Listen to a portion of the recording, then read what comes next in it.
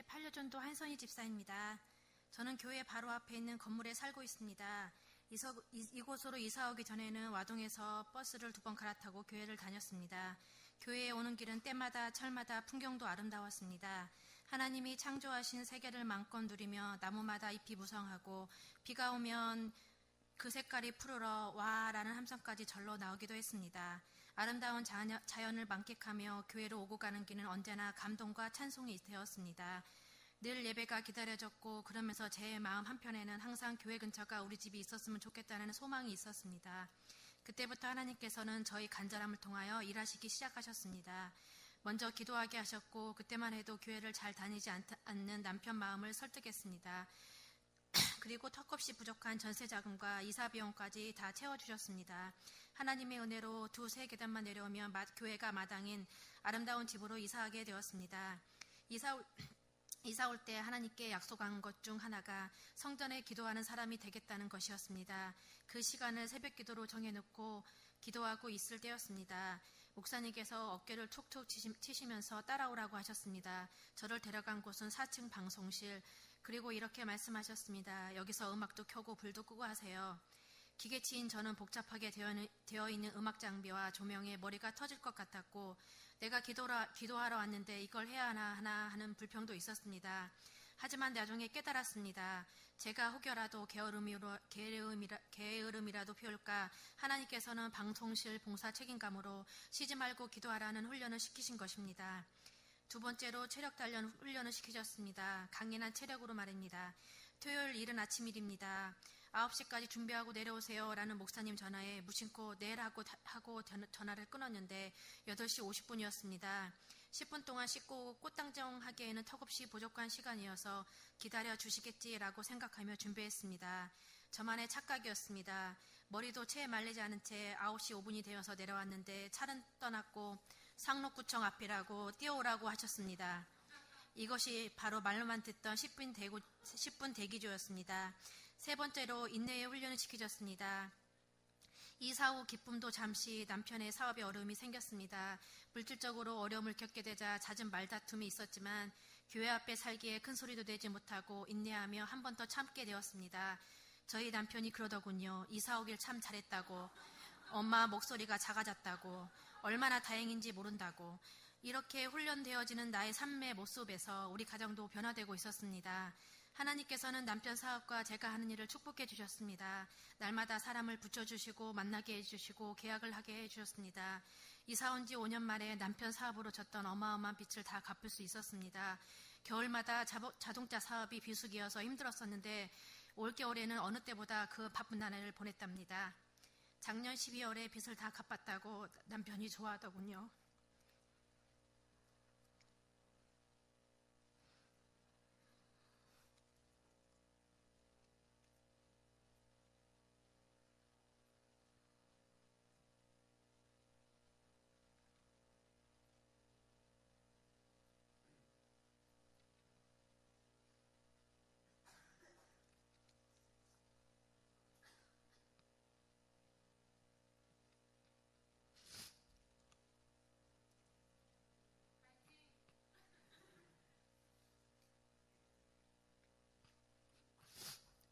머지않아 제 이름으로 된 아파트도 사주겠다고 약속했습니다.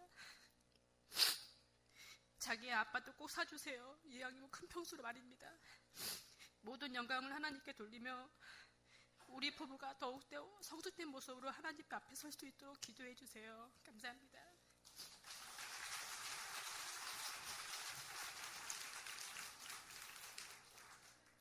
감사합니다. 2부 예배 때는 처음부터 울었는데 아주 잘했어요. 마지막. 하나님의 은혜가 너무 감동스러워서 감사합니다. 기도하겠습니다. 우리의 찬양을 받으시고 또 우리에게 좋은 일을 행하시고 영광 받으시기에 합당하신 하나님 아버지 감사를 드립니다. 찬양 드리고 간증 드린 사랑하는 우리 모든 성도님들 또 함께 올려드린 우리 모든 예배를 주님 받아 주옵소서. 이 시간도 말씀 앞에서 싸우니 하나님 은혜 주시고 하나님 나라 확장에 귀하게 쓰임받는 믿음의 사람들 축복의 사람들 되게 해 주옵소서. 예수님의 이름으로 기도하옵나이다. 아멘. 할렐루야. 네. 여러분, 하나님을 어떤 하나님으로 믿습니까? 여러분들이 믿는 하나님이 어떤 분입니까? 확신이 있습니까? 지난주에 말씀드렸지만 하나님은 우리의 걸음을 정하시고 우리의 걸음을 인도하시고 또 가다가 넘어져도 아주 엎드러지지 않도록 붙잡아 주시고 일으켜 주시고 하나님을 믿으면서 의인으로 살아가는 사람을 복 주시고 본인뿐만 아니라 후손들도 복 주시는 하나님이십니다. 한마디로 말하면 우리가 믿는 하나님, 아까도 간증하시고 또 지금까지 간증하신 모든 성도님들의 간증이 뭡니까? 하나님은 결국은 우리를 복 주시는 분이시다. 할렐루야. 예수님께 하나님께서 독생성자 예수 그리스도를 우리에게 보내시고 그분을 믿음으로 우리의 모든 죄를 사함받게 하시고 사망의 근세를 이기게 하시고 또 예수님의 이름으로 하나님께 기도함으로 풍성한 삶을 살도록 우리를 불러주시고 하나님의 자녀 삼아주신 하나님이십니다. 성경에 보면 영혼이 잘되고 범사가 잘되고 모든 일이 잘되게 해주실 것이라고 말씀하고 있습니다. 이런 하나님을 저와 여러분들이 의심 없이 믿으며 나갈 수 있기를 바랍니다. 고대 건동 지역의 수많은 사람들 가운데 오늘 성경에 보면 아브라함을 부르십니다. 창세기 12장 1절에 보면 아브라함을 부르시는데 많은 사람들 가운데 이제 구원의 역사를 이루기 위해서 아브라함을 부르는 겁니다. 하나님께서 아브라함을 왜 불렀는가? 오늘 2절부터 4절 말씀까지 기록되어 있는데 이 아브라함을 부르신 이유가 오늘 우리를 부르신 이유이고 또 아브라함에게 1절 말씀을 약속하고 있는데 그 약속의 말씀이 우리에게 주시는 말씀인 줄로 믿습니다. 그래서 여러분 복되신 하나님께서 우리를 부르신 이유는 여러 가지 뜻이 있지만 궁극적으로 복 주시기 위해서 부르셨는데 2절부터 4절까지를 한번 다 같이 읽어보시도록 하겠습니다. 내가 너로 큰 민족을 이루고 내게 복을 주어 내 이름을 창대하게 하리니 너는 복이 될지니라. 너를 축복하는 자에게 내가 복을 내리고 너를 저주하는 자에게는 내가 저주하리니 땅의 모든 족속이 너로 말미암아 복을 얻을 것이라 하신지라. 아멘. 할렐루야. 하나님께서 복 주시기 위해서 우리를 부르셨습니다. 믿습니까? 근데 더 중요한 것은 하나님께서 반드시 우리에게 복을 주시기 위해서 부르셨는데 우리에게 요구하는 것이 1절의 말씀에 보면 나와 있습니다. 두 가지 말씀을 우리가 실천하고 이 두 가지를 우리가 행할 때 이런 복을 우리에게 내 것으로 주실 줄로 믿습니다. 그것이 뭔가 하면 12장 1절 말씀을 다시 한번 읽어보실까요? 시작. 여호와께서 아브라함에게 이르시되 너는 너의 고향과 친척과 아버지의 집을 떠나 내가 내게 보여줄 땅으로 가라. 아멘. 두 가지를 말씀하는데 첫 번째는 뭔가 하면 하나님께서 너의 고향과 친척과 부모님을 떠나라고 하시는 말씀을 하고 있습니다. 하나님의 축복을 누가 받을 수 있냐? 하나님께서 떠나라고 하는 곳에서 떠날 때 우리가 하나님의 축복의 자녀가 될 줄로 믿습니다. 떠나야 될 곳이 있습니다. 오늘 이 시간 여러분 우리가 지금 더 이상 머물러서 안 될 자리가 있습니다. 그곳에서 떠나라고 말씀합니다. 떠날 때 하나님의 축복을 우리가 누릴 수 있게 되는 것입니다. 고향과 친척과 아버지의 집을 떠나라. 첫 번째로 고향이 어떤 고향이었습니까? 아브라함에게 있어서의 고향은 갈대와 우르였습니다. 거기는 유프라데스 강이 흐르는 그런 지역이었는데 그것은 비가 많이 와서 농사가 너무너무 잘 되고 그래서 비옥황 땅이 되어서 곡식이 잘 되니까 부자 도시였습니다. 부자 도시, 돈이 많으니까 그곳에는 또한 죄악이 많았고 우상을 많이 섬기는 그런 고향이었습니다. 그래서 성경에 보면 모세의 아브라함의 아버지 데라는 우상을 만들어서 파는 우상 장사였습니다. 그래서 우상을 섬기는 목적은 그 우상이 자기들에게 복을 준다고 해서 이런 신전을 지어놓고 그 신전 안에서 음행하는 그런 음행의 행위를 행했습니다. 그러니까 그 지역은 온통 우상천지였고 한마디로 말하면 이 아브라함이 하나님을 바라보고 하나님의 말씀대로 믿음의 생활하기는 환경이 좋지 않는 환경이었습니다.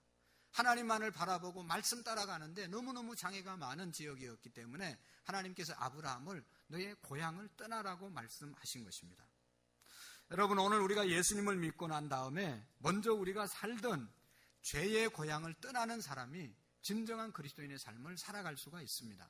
그것을 우리가 회개라고도 말하고 뭐 여러 가지 말로도 표현하지만 내가 있어서 안 될 그 자리, 하나님께서 기뻐하지 않는 자리를 떠나는 그런 결단이 있어야 온전한 신앙생활을 할 수 있는 것입니다. 옛 모습을 벗어버리고 새 사람을 입는 결단이 있어야 됩니다. 예수님 믿고 난 다음에 새 사람이 된 후에 옛사람의 모습을 벗어버리고 습관적으로 죄를 짓고 습관적으로 잘못된 모습에 얽매여서 방탕하고 고통당하고 괴롭게 살아가던 삶을 정리해야 된다는 것입니다. 우리는 이와 같이 옛사람의 모습에서 철저히 떠나야 되는 것입니다. 잘못된 환경에서 떠나야 되는 것입니다. 죄악된 성품에서 과감히 우리가 떠나야 됩니다. 진정으로 회개한 모습, 돌이키는 모습이 우리에게 있어져야 아브라함에게 약속하신 축복의 주인공이 되어질 수 있습니다. 환경을 떠나야 되고 또 부정적인 생각으로부터, 나약한 생각으로부터 우리가 떠날 수 있어야 합니다. 여러분, 알게 모르게 우리의 생각이 얼마나 부정적이 되어 있는지 모릅니다. 안 믿는 사람은 물론이고 믿는 사람들도 끊임없이 부정적인 사고가 우리의 생각을 지배하려고 합니다. 안 된다, 못한다, 나는 부모를 잘못 만나서 물려받은 재산이 없어서, 공부를 많이 못해서, 머리가 안 좋아서, 배경이 안 좋아서, 건강이 안 좋아서, 주변에 좋은 사람이 없어서, 백이 없어서 나는 안 된다, 못한다, 패배의식과 부정적인 의식이 가득 차 있습니다. 그런데 여러분, 성경을 통해서, 역사를 통해서 보면 하나님께서 붙잡고 일하신 사람들은 다 부정적인 사람들이 아니고 긍정적인 사람들이고 적극적인 사람들을 통해서 하나님의 역사를 이루어 간 것입니다. 하나님의 약속을 믿고 이 모든 부정적이고 소극적인 생각으로부터 우리가 떨쳐버리고 그 자리를 떠나야 되는 것입니다.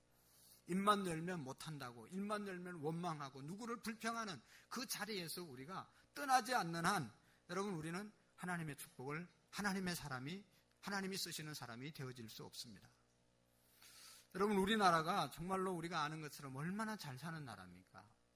너무너무 잘 사는데 못 살겠다고 뛰들어오고 데모하는 사람들이 너무너무 많은 거예요. 이거 어떻게 하겠다는 겁니까? 여러분, 우리의 생각이 그러면 결국은 남는 것이 어떻게 된 겁니까? 다 멸망하는 거죠. 서로가 자기 주장만 하고 계속 뛰들어오고 데모하면 남는 게 뭐가 있습니까?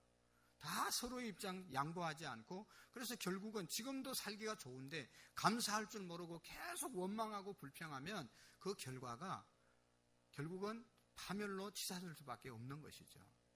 하나님께서 그런 자리에서 떠나라고 말씀하고 있는 것입니다. 고향을 떠나라고 말씀하시고 나가서 친척을 떠나라고 말합니다. 본토 친척 아비집, 친척을 떠나라, 인간관계를 떠나라는 것입니다. 사람들은 성공하기 위해서, 출세하기 위해서 계속해서 인맥을 넓혀갑니다. 내가 권력 있는 사람 만나고 사귀면 잘 될 줄 알고 그 사람들 사귀느라고 정신이 없습니다. 그리고 사람들을 통해서 무엇인가 얻으려고 합니다. 고대 사회 아브라함 시대에는 가족들이 많은 것이 재산이었습니다. 힘이었습니다. 그래서 가족이 많은 사람들이 그 지역에서 힘을 발휘하고 리더의 역할을 하고 중요한 위치를 차지하고 권세를 부리며 살았습니다. 그러나 여러분, 아무리 권력이 있고 힘 있는 사람을 사귄다 한들 그 사람들이 완전하지 않고 그 사람들을 통해서 내가 얻고 싶은 것 완전히 다 얻지 못합니다. 향간에 우리가 뉴스를 통해서 보지만 돈 갖다 줄 때는 다 친구처럼 지나다가 문제가 있다고 수사를 하니까 다 발뺌하고 친구 아니라고, 모른다고 다 그렇게 말하지 않습니까? 인간관계가 좋을 땐 좋지만 자기가 어려워지면 다 발뺌하고, 세상의 사람들이 사람들을 통해서 도움을 얻으려고 하지만 사람은 절대로 사람을 도와줄 수가 없습니다. 여러분, 우리가 친척을 떠나라고 예수님께서도 말씀했습니다. 친척이 내 원수가 된다. 우리가 오직 의지하고 믿고 우리에게 참 만족을 주고 우리가 신뢰할 수 있는 분은 인간관계가 아니라, 사람이 아니라 하나님이라는 것을 우리가 기억해야 합니다. 우리가 세상 사는 동안 사람 믿고 의지하고 그렇게 살아가는 것에서부터 떠나고 하나님을 의지하고 주님만 바라보는 믿음의 삶을 살아가는 것입니다. 하나님을 믿고 하나님을 의지하고 나갈 때 하나님께서 책임져 주시고 하나님께서 복을 주시는 것입니다. 여러분, 생각해 보십시오. 우리의 자녀들이 친구가 많아야 된다고 친구만 계속 사귀러 돌아다닌다면 그 아이의 앞길이, 우리의 자녀의 앞길이 뻔한 겁니다. 자기에게 실력이 있어야 되고 하나님이 도와줘야 되고 하나님 앞에서 바로 실력을 쌓고 살아야 자기 인생이 열리는 것이지, 누구 사람 도움 얻어서 잘 되려고 하면 그 사람 무너지면 같이 무너지는 것 아니겠습니까? 무너지지 않는 하나님을 우리가 의지할 수 있기를 바랍니다. 인간 중심의 환경에서 우리가 떠나야 되는 것입니다. 죄를 밥 먹듯이 하는 그 자리, 죄를 밥 먹듯이 하고 살아가는 그 사람들로부터 우리가 떠나지 않으면 하나님의 복을 받을 수가 없습니다. 친척을 떠나라고 하는 것은 잘못된 사람과의 관계를 끊으라는 것입니다. 만나서 안 될 사람으로부터 우리가 결단하고 만나지 말아야 됩니다. 그리고 주님께서 말씀하십니다. 내 집을 떠나라. 아버지의 집을 떠나라. 아버지의 집을 떠나라는 말은 자기가 자라난 배경으로부터 떠나라는 것입니다. 여러분, 아브라함은 아버지 집에서 장자의 특권을 가졌습니다. 그래서 많은 재산을 물려받을 수 있는 그런 환경입니다. 또 자기를 의지하고 살아가는 조카도 있고 그들을 돌봐야 되는 그런 책임도 있습니다. 아브라함이 축복받은 삶의 자리를 살기 위해서는, 올바른 신앙의 생활을 하기 위해서는 자기 어떤 가문의 배경으로부터 떠나야 된다는 것입니다. 장자의 특권도 포기하고 가족에 대한 모든 것을 하나님께 맡기고 믿음으로 아버지 집을 떠났을 때 하나님이 아브라함을 책임져 주시고 그의 모든 삶을 인도해 주신 줄로 믿습니다. 여러분, 우리가 예수님 믿고 난 다음에 우리가 자란 배경 다 떠나야 됩니다. 대부분의 사람들이 잘못된 자아상에 사로잡혀서 오늘도 살아갑니다. 부모로부터 받은 상처, 그것 때문에, 그 부모님으로부터 받은 상처 때문에 과거를 잊지 못해서 나는 부모를 잘못 만나서 내 인생이 이렇게 망가졌다 생각하고 방탕하는 삶을 살아가는 사람들이 얼마나 많은지 모릅니다.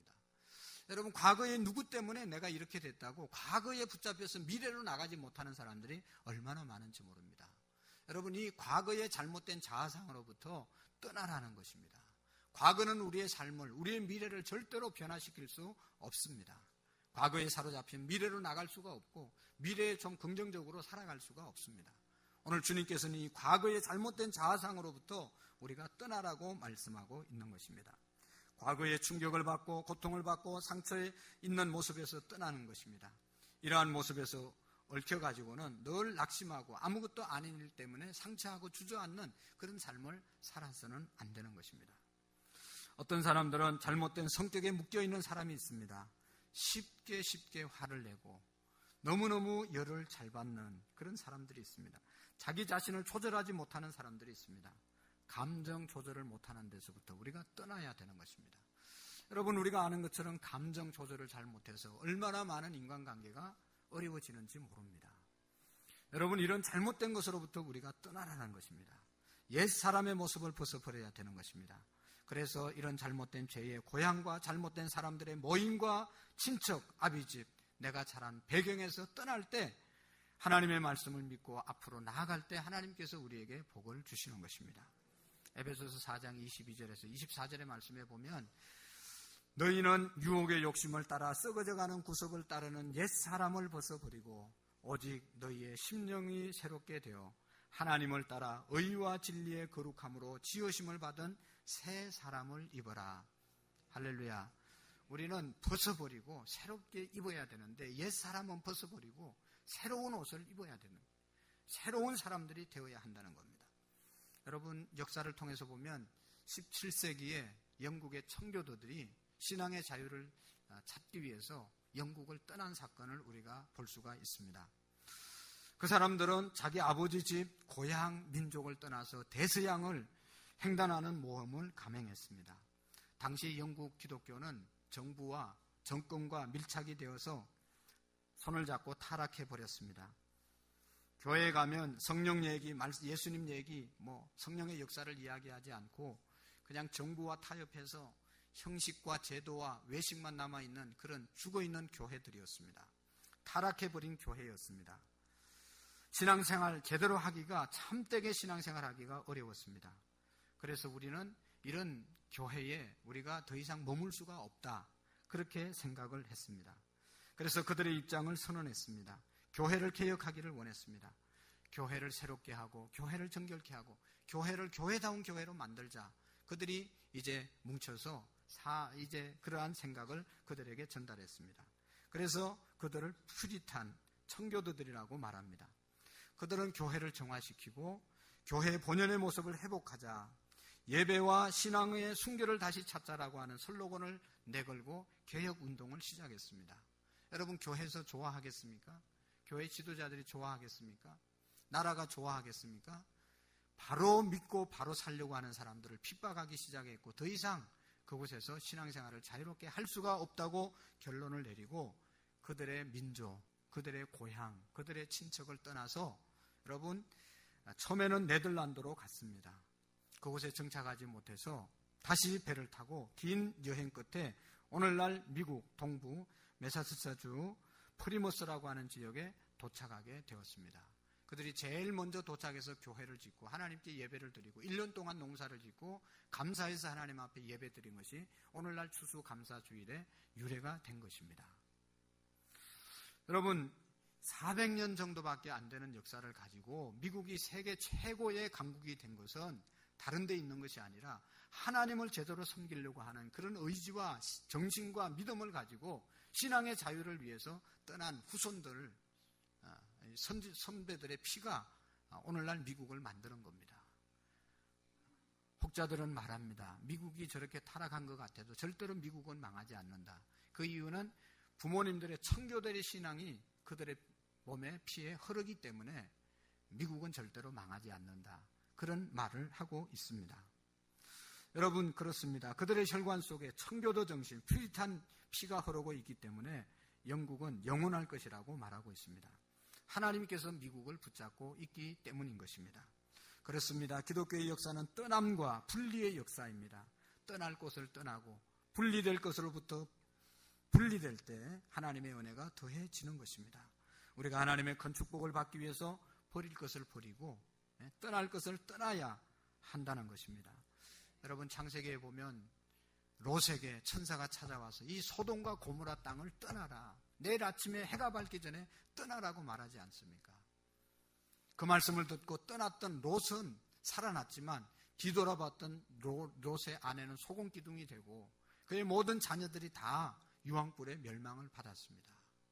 하나님께서 이스라엘 백성들을 향해서 이 애굽 땅을 떠나라고 말씀했습니다. 그래서 이스라엘 백성들은 모세를 중심으로 해서 애굽을 떠났던 것을 볼 수가 있습니다. 그래서 하나님께서 약속의 땅 가나안 땅을 그들에게 허락해 주신 줄로 믿습니다. 오늘 이 시간 정말로 우리가 가슴에 손을 얹고 내가 머물러 있는 죄의 도성이 있다면 그곳에서 우리가 떠나는 용기와 결단이 우리에게 있어지기를 바랍니다. 그럴 때 하나님께서는 우리를 놀랍게 변화시켜 주시고 아브라함에게 주셨던 2절에서부터 4절까지의 약속의 축복이 우리에게 임할 줄로 믿습니다. 또 한 가지는 오늘 1절 하반절에 보면 이렇게 말씀하고 있습니다. 떠나 내가 내게 지시할 내게 보여줄 땅으로 가라. 내게 보여줄 땅으로 가라. 하나님이 보여줄 땅으로 가라고 말씀하고 있습니다. 여러분, 아브라함이 이제 어디로 가야 될지, 떠나긴 떠났는데 어디로 가야 될지 목적지가 정해지지 않았습니다. 그럼에도 불구하고 아브라함은 떠나서 히브리서 11장 8절에 보면 여기 이렇게 믿음으로 아브라함은 부르심을 받았을 때 순종하여 장래 유업으로 받을 땅에 나갈새 갈 바를 알지 못하고 갔다고 말하고 있습니다. 하나님께서 나를 인도해 주시겠지, 하나님께서 나를 붙잡아 주시겠지, 하나님께서 우리를 지켜 주시겠지, 오직 하나님의 말씀에 순종해서 떠나고 가라는 곳으로 갔기 때문에 하나님이 아브라함을 축복하신 줄로 믿습니다. 믿음이라는 것은 우리가 어디로 가야 할지 갈 바를 알지 못하지만 하나님의 말씀에 의지해서 가는 곳이 바로 믿음의 생활입니다. 여러분, 우리의 눈에 보이는 것이 없어도, 귀에 들리는 것이 없어도, 손에 잡히는 것이 없어도 바뀌어지는 어떤 눈에 보이는 현상이 일어나지 않는다 하더라도 하나님의 말씀이 내게 임했으면 그 말씀을 붙잡고 나아가면 하나님께서 모든 환경을 변화시켜 주실 줄로 믿습니다. 4절의 말씀에 보면 이에 아브라함이 여호와의 말씀을 따라갔고 롯도 그와 함께 갔으며 아브라함이 하란을 떠날 때 75세였더라. 할렐루야. 아브라함이 무엇을 따라갔습니까? 하나님의 약속을 따라갔습니다. 하나님의 말씀을 따라서 갔습니다. 하나님의 말씀 앞에 즉각적으로 그가 순종했을 때 기적이 임하게 되었습니다. 그의 나이 75세였더라.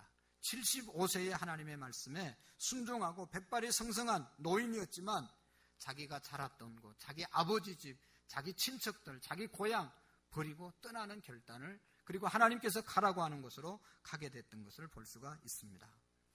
여러분, 오늘 우리 대한민국이 또 특별히 우리 교회, 한국교회가 이렇게 부흥되고 또 한국교회를 통해서 우리나라가 잘 살게 된 것은 자타가 다 공헌하고 인정하는 것입니다. 이렇게 된 이유는 여러분, 미국의 선교사들이, 영국의 선교사들이 너의 본토 친척 아버지 집을 떠나서 하나님이 지시하시는 이 대한민국 조선 땅으로 왔기 때문에, 하나님이 보내시는 곳으로 갔기 때문에, 그들이 와서 복음을 전거했기 때문에 오늘 우리가 지금 이렇게 예수님 믿고 이 민족이 이렇게 잘 살게 된 것입니다.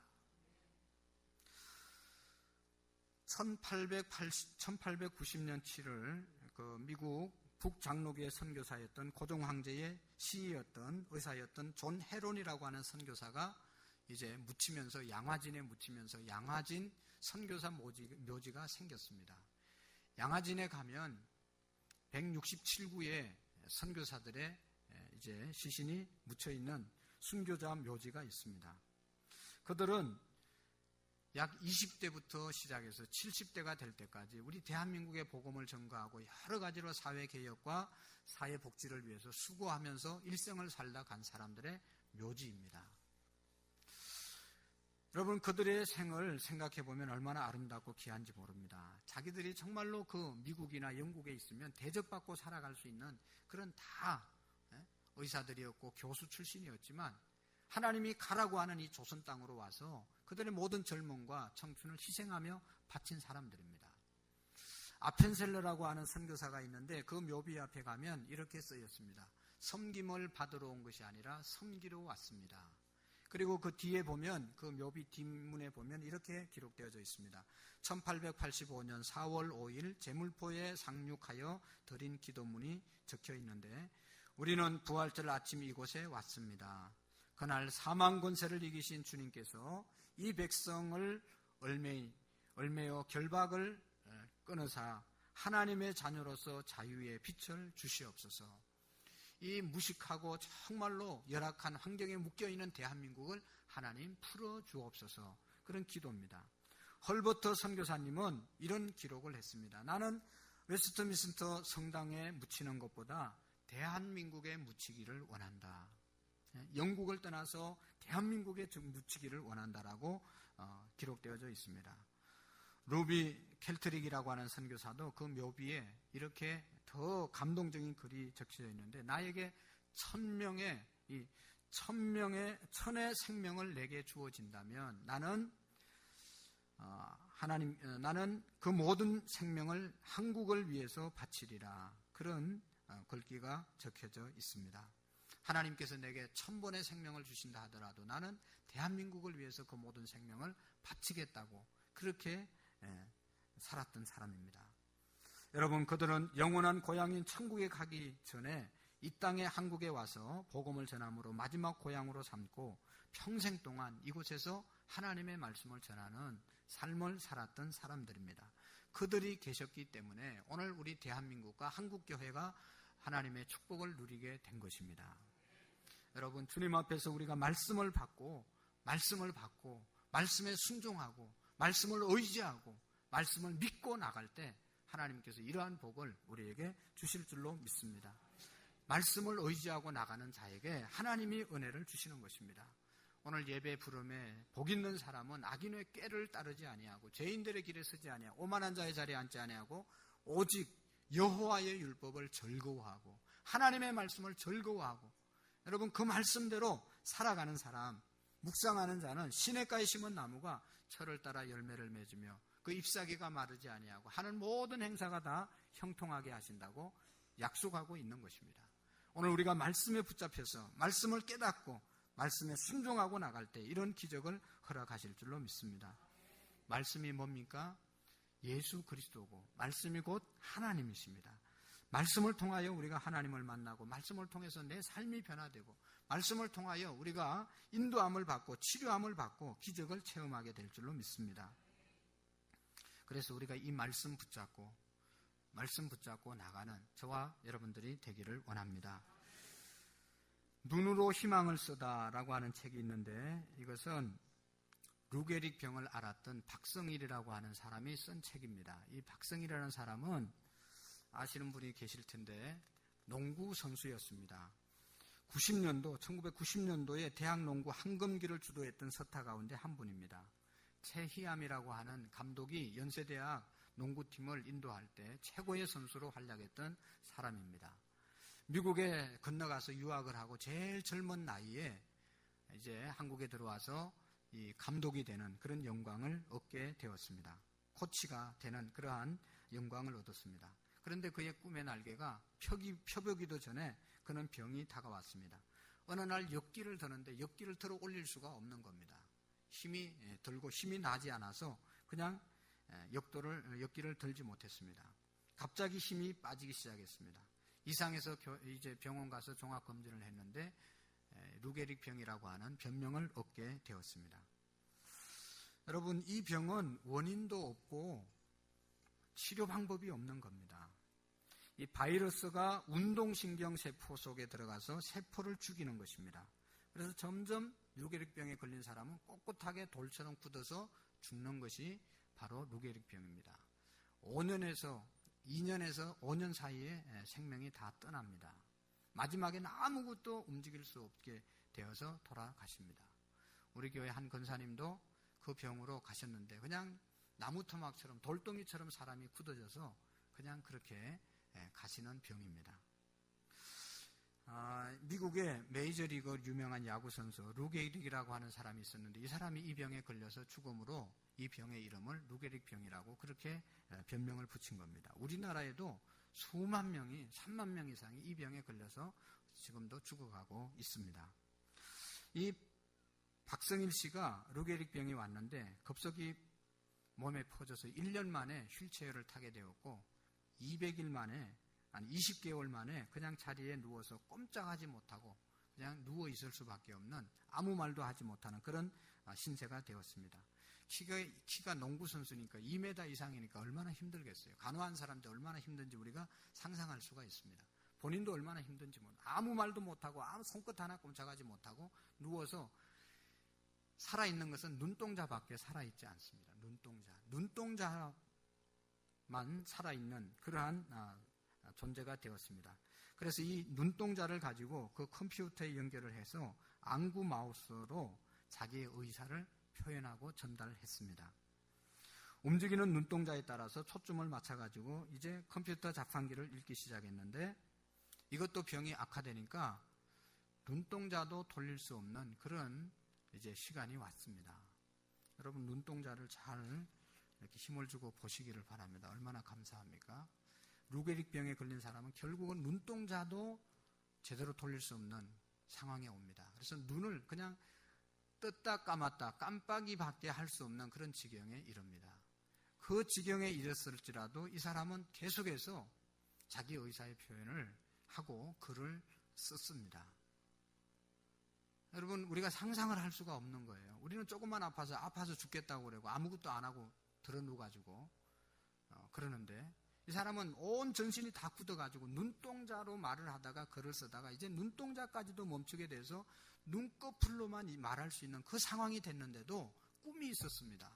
하나님께 기도했습니다. 하나님 내 병을 치료해 주셔서 내가 무엇인가 의미 있는 일을 하고 갈 수 있게 해주십시오. 간절히 하나님께 기도하면서 고쳐달라고 그랬는데 5년 되면 다 세상을 떠났는데 8년이 돼도 그가 죽지 않았습니다. SBS 나와서 간증을 하고 이렇게 이야기했는데 하나님 앞에 그의 꿈을 기도했는데 그게 뭔가 하면 이 루게릭 병에 걸린 사람을 위한 전문 병원이 우리나라에 없다는 겁니다. 이게 얼마나 힘든 병이고 그런 건데 이 전문 병원이 있으면 좋겠다. 나를 통해서 이 전문 병원이 세워지기를 하나님 소원합니다. 하나님께 그 상황이 됐어도 기도하면서 그가 글을 쓴 겁니다. 그래서 어떤 사람이 이제 땅을 내놓고 또 병원을 지어가는 그런 은혜를 잊게 되었는데요. 여러분 얼마나 놀랍습니까? 하나님께서 내게 보여줄 땅으로 가라. 누워서 그냥 온 전신이 마비되면서 죽어가는 순간에도 하나님께서 보여주신 비전이 뭔가를 생각하면서 그 일을 위해서 달려갔던 사람이 이 박성일 씨입니다. 그런 사람이 하나님의 역사와 기적을 이룰 수 있게 되는 것이죠. 우리가 떠나야 될 자리, 용기를 갖고 떠나고 하나님이 가라고 하신, 보여주신 그 희망의 땅으로 우리가 나아갈 때 아브라함에게 약속하신 복을 누리게 된다는 것입니다. 절대 절망의 자리에서 희망을 얘기하는 사람이 되어야 합니다. 사랑하는 성도 여러분, 주님 안에서 우리의 생각을 바꾸시기를 바랍니다. 거룩한 꿈을 가지시기를 바랍니다. 믿음으로 전진할 수 있기를 바랍니다. 믿음으로 고백하시고 하나님이 나와 함께 하시기 때문에 어떤 일도 우리가 이룰 수 있다고 하는 절대 긍정의 믿음을 가지고 나아갈 수 있기를 바랍니다. 힘들고 어려운 상황이 우리 주변에 너무 많이 있지만, 그러나 여러분 포기하지 마시고 절망하지 마시고 낙심하지 마시고 주님의 말씀을 붙잡고 내가 지시할 땅으로 가라, 내가 보여줄 땅으로 가라고 하시는 주의 말씀에 우리가 순종할 수 있기를 원합니다. 그래서 2절에서 4절의 말씀, 우리 한번 이 축복의 주인공이 되기를 원합니다. 한번 읽어보겠습니다. 시작.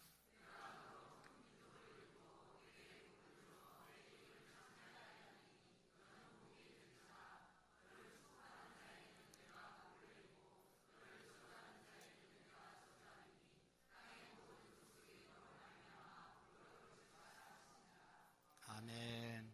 저는 이 시간 간절히 여러분에게 소원하는 것은 정말로 이 말씀대로 이루어지기를 원하고, 이 말씀의 주인공이 되기 위해서는 이 시간 우리가 가슴에 손을 얹고 정말로 내가 떠나야 될 자리, 죄악의 자리, 죄의 고향의 자리에서 내가 떠날 수 있고 그것을 끊을 수 있는 용기를 달라고 하나님께 우리가 기도하고, 하나님이 보여주시고 하나님이 말씀하신 그 자리로 나갈 수 있는, 순종할 수 있는 믿음을 달라고 우리가 함께 기도했으면 좋겠습니다. 267장을 같이 부르시고 우리 한번 기도하고, 우리 백선님 자매 외에 네 분이 나오셔서 하나님께 찬양할 때 헌금할 수 있기를 바랍니다.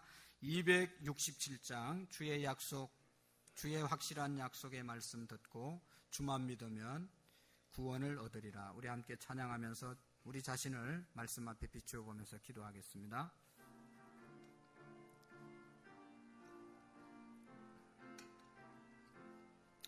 주의 확실한 약속의 말씀 듣고 주만 믿으면 구원을 얻으리라. 할렐루야 할렐루야, 내가 예수를 믿어 그의 흘리신 피로 내 죄 씻었네. 할렐루야 할렐루야, 내가 예수를 믿어 그의 흘리신 피로 내 죄 씻었네. 나의 갈 길이 험하고 위험하나 항상 예수의 도우심 믿고 가네. 할렐루야 할렐루야, 내가 예수를 믿어 그의 흘리신 피로 내 죄 씻었네. 할렐루야 할렐루야, 내가 예수를 믿어 그의 흘리신 피로 내 죄 씻었네. 주의 보좌에 천사들 둘러서서 우리 구주를 높이어 찬양하네. 할렐루야 할렐루야, 내가 예수를 믿어 그의 흘리신 피로 내 죄 씻었네.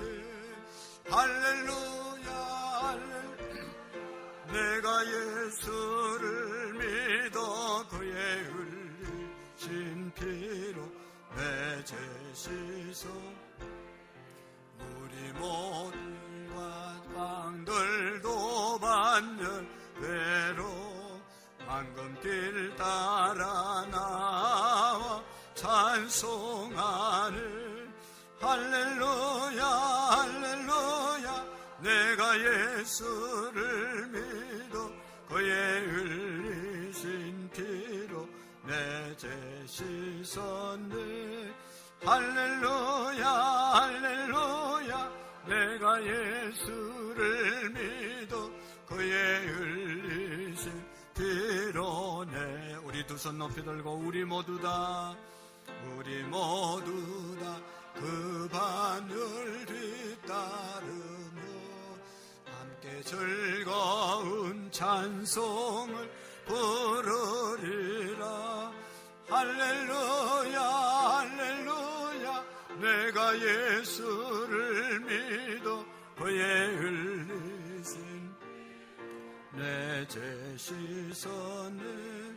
할렐루야 할렐루야 내가 예수를 믿어 그의 흘리신 피로 내 죄 씻어. 우리의 두 손을 가슴에 얹고 하나님의 자녀로 부름받고 하나님의 축복의 약속을 우리가 받았는데 그 약속을 받기까지 우리가 떠나야 될 우리들의 자리를 떠나게 하시고 하나님께서 인도하시고 명령하신 곳으로 나갈 수 있는 믿음의 용기를 주옵소서.